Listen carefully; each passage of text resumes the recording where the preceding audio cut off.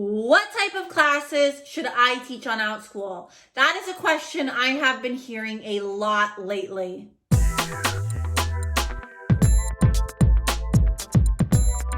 Hello everyone, my name is Alejandra Landano and welcome to my YouTube channel.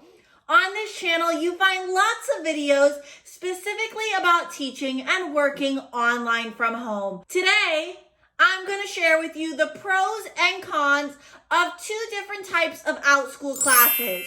Ongoing classes as well as one-time classes. So let's start with one-time classes and talk about those pros. When I first started teaching for Outschool, I only taught one-time classes. I want to say it was for about 2 to 3 months that I did not teach any type except for one-time classes. So I always recommend new teachers to start with one-time classes so you're able to get familiar with the platform. So that's definitely one of my pros. I feel like one-time classes are a great place for new Outschool teachers to start.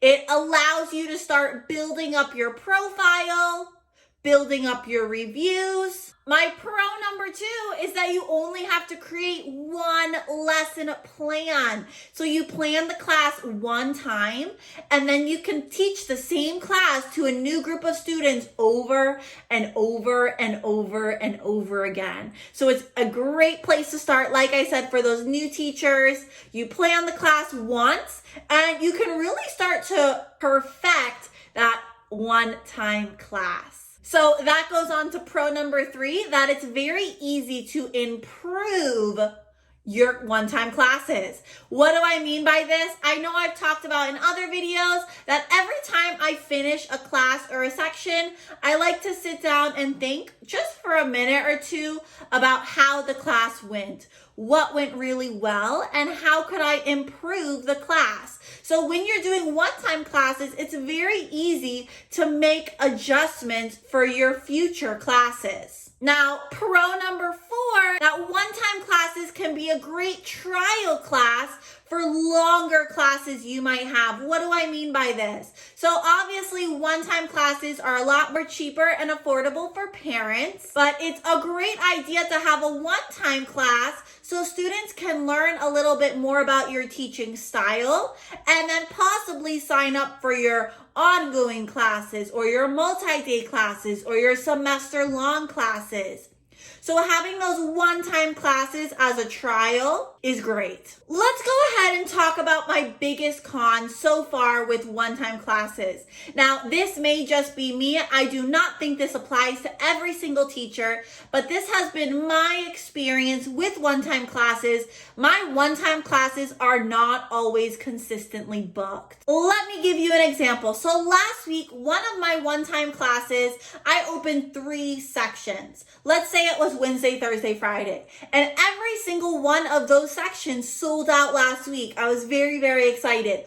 All 3 sections had 6 students. Now, I had 2 sections for that same one-time class this week.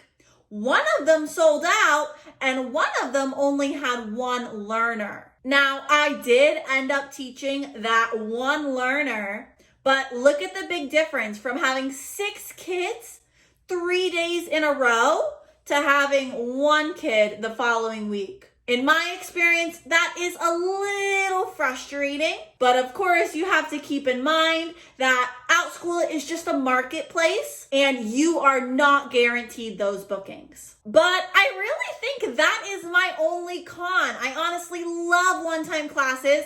I think, like I said, they're a great place to start and they have very good potential. Now let's talk about those ongoing classes. Ongoing classes have been very, very popular right now. I know, I think it was a few weeks back, I actually got an email from Outschool saying that they've seen 5 times the amount of enrollments as in the past, which is so crazy to think about. So ongoing classes have tons of pros. In my experience so far, they are way more predictable schedule-wise. So right now, I have about 8 to 10 ongoing classes, not including my tutoring sessions. And once an ongoing class starts and I have a few learners in that ongoing class, it stays pretty consistent. Whereas I mentioned before, my one-time classes are very inconsistent. Even my popular classes. I'll have a fully sold out class one day and then 1 or 2 learners the next day. Ongoing classes have a lot more consistency. Another pro is I've noticed it's easier to retain students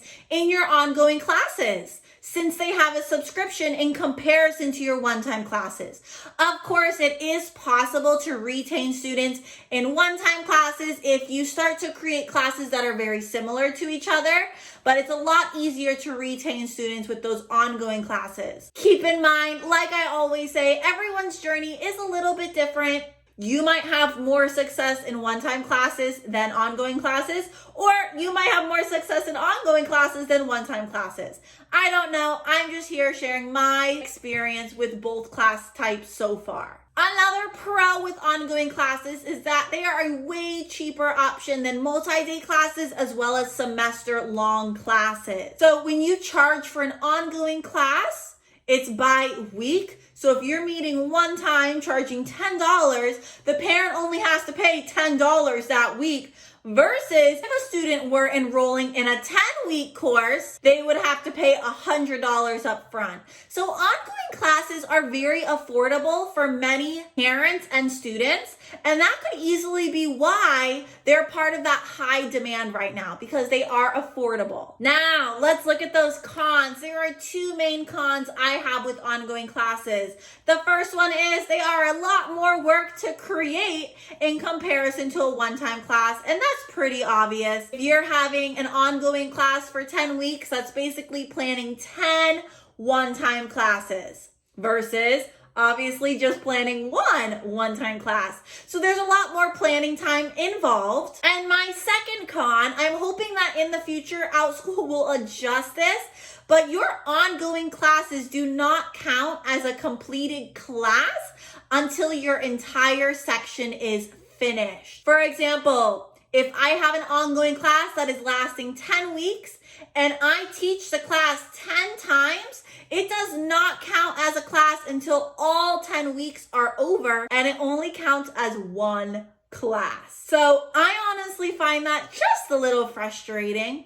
That's why I think it's great for you to start with those one-time classes so you can start building up your profile in the section where it says completed classes. I hope that makes sense. If not, take a look at your profile and you'll know what I'm talking about. Now, as you can see, ongoing classes and one-time classes both have amazing potential. They have lots of pros and only a little bit of cons. I always like to recommend to new teachers that they start with those one-time classes and then slowly transition into ongoing classes, multi-day classes, semester classes, etc. Now, I am currently focusing on ongoing classes because that is where I am seeing the most success. Now, if you watched my latest Outschool video about my 6-month update, you may have noticed that I do teach a lot of one-time classes during those holidays or vacations that students have from school. For example, I taught a lot of one-time classes during summer vacation as well as winter break,